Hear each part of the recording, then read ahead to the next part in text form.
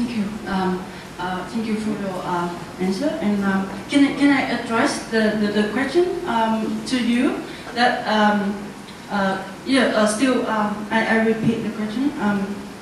I can see that you like FOF also address the models that aim to the sustainable development, and that include the community involvement in the planning process. And can I address again my question that at which stage should the community be involved in the process?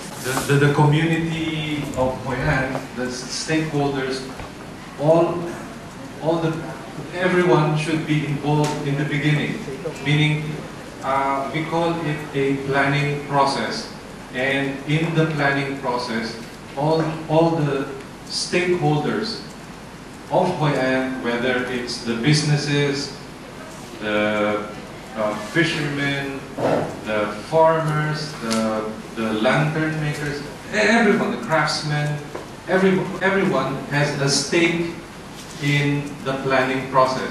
And we believe in that, and we hope that we can involve the citizens of Hoi An, and even the planning department of Hoi An. It is very important to involve all these personalities, because we are not from Hoi An, and we are not from Vietnam, and we only generate our ideas from the people and from the authorities of Hoi An.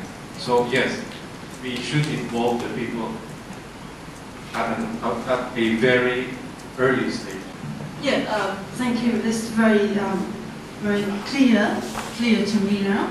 And also, just a little bit more specific, that the community should be involved right at the beginning. But how? And any suggestions in terms of the method? How can we gather different stakeholders in this community, because it's very various audience, right? And any in your experience, any method, any ways that that can help us do it more in a way that very efficiently. Yeah.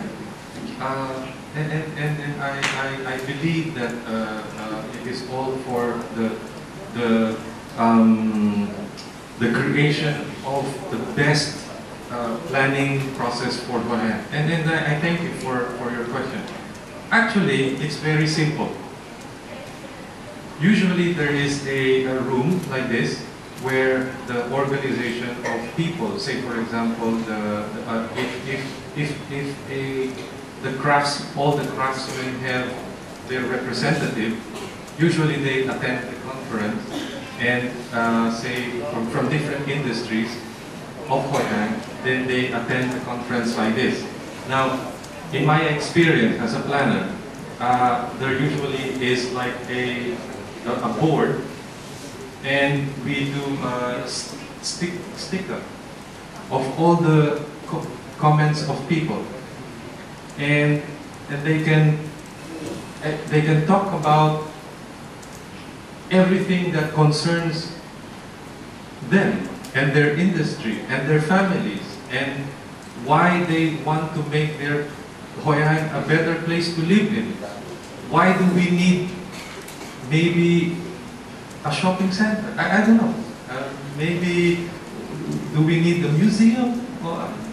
You can the people through their representatives are usually in a room, and then the planner would actually like give them the paper, and the people will give their comment, and then we just put it on the map, and to say that, okay, this part of Hoi An, it needs to be developed. Madam Norma said. May I please answer that? I am not an urban planner, okay? But okay, in everything that you want to do, when you want to inspire people, you always start with a vision. you must have a vision. Without a vision, you're going to go down this track and nobody knows where you're going and how you're going to get there. So the people who are here who can have a vision of what the future of Hoi An is going to be must first start out with that vision of what Hoi An is going to become. You start off with the vision, and then the next thing you do is you communicate the vision. So in the case of Singapore, very strong thinkers and very strong visionaries would get together and say, look, this is what we must do, because if we do it this way, we have a future, and we've got a great future. Then, when you have that vision, the next thing you do when you communicate it is you can build models. You can build movies. In the case of companies like Hewlett-Packard, what Hewlett-Packard did when they wanted to show the Hewlett-Packard of the future, they built a Hewlett-Packard that was 20 years down, and they showed that movie, and everybody got inspired and said, wow, I work in such a great company that was like this.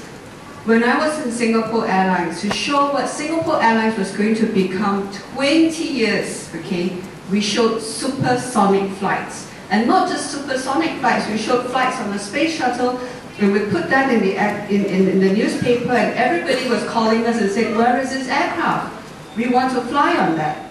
So if you want to look at Hoi An and you say you need to include people, when you bring people in, people need to be shown a direction, they need to be shown a vision. And when you show them that vision, then you invite feedback.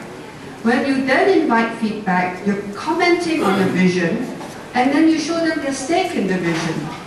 And that would be the way to go. And how to get feedback, those are details where you can rate them, through the internet, which is what Singapore does. You can also say create little focus groups, get them involved. But first start with that vision. Okay, that vision is very critical. Cảm ơn ông Monty, cảm ơn bà Norman Seed đã làm cái công việc mà anh Scott Dunn anh đi khỏi phòng hội nghị hội thảo.